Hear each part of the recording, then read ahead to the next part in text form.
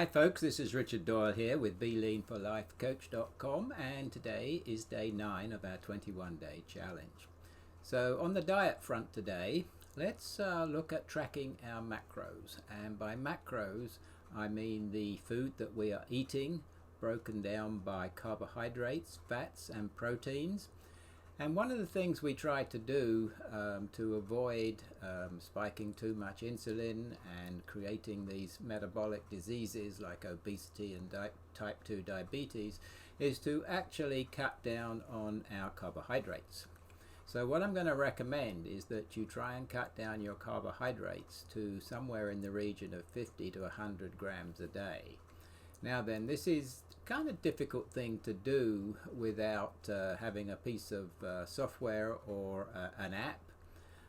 In the text for this video today, I have put a graphic of the app that I use, Cronometer. It is a free app and I use it and share information with my clients on the full program with this app. But if you were to just download this app, you would fairly quickly find out how to figure out what kind of macronutrient input your diet actually involves. So try and spend the day counting everything that you eat so that you can get a good sense for what amount of macros that you've been eating.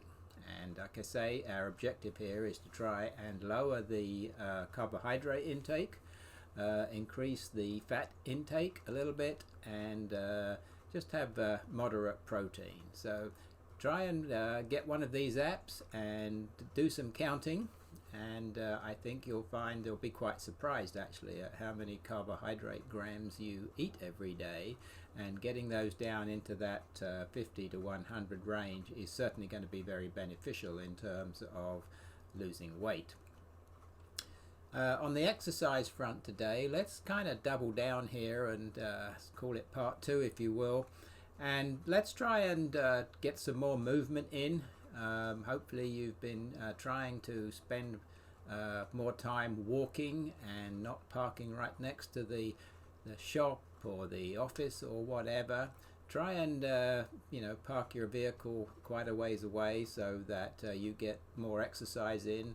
And if there's a possibility of going upstairs rather than elevators, then I think that's probably something worth trying out too. I mean, obviously not in a skyscraper, but if it's 2 or 3 floors, it might be something you can do quite comfortably.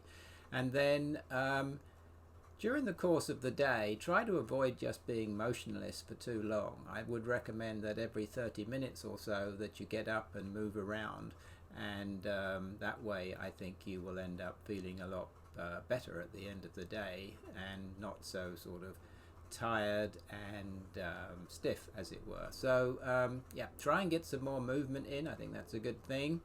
And then finally, on the lifestyle side, let's look at the possibility of a media fast. We all spend, I'm sure, way too much time watching the media, and a lot of it isn't very good for us. It's not necessarily uplifting. A lot of stuff that we see on the news today is a bit of a downer, but most of all it's very distracting, especially with the digital side of things these days. There's so much digital stimulation available that seems like we could be constantly distracted if we chose to do that, or perhaps by default even by not trying to do that. So what I'm going to suggest here today is that you take your media, in quotes, in a couple of slots, maybe 10 minutes in the morning and 10 minutes in the evening, and just restrict yourself to things that you think are important. Just browse through fairly quickly and pick out things that you think are important or of interest, and then for the rest of the day try and keep away from the media, and I think you'll find that that will be a lot less distracting. You'll be able to concentrate more and get a whole lot more done.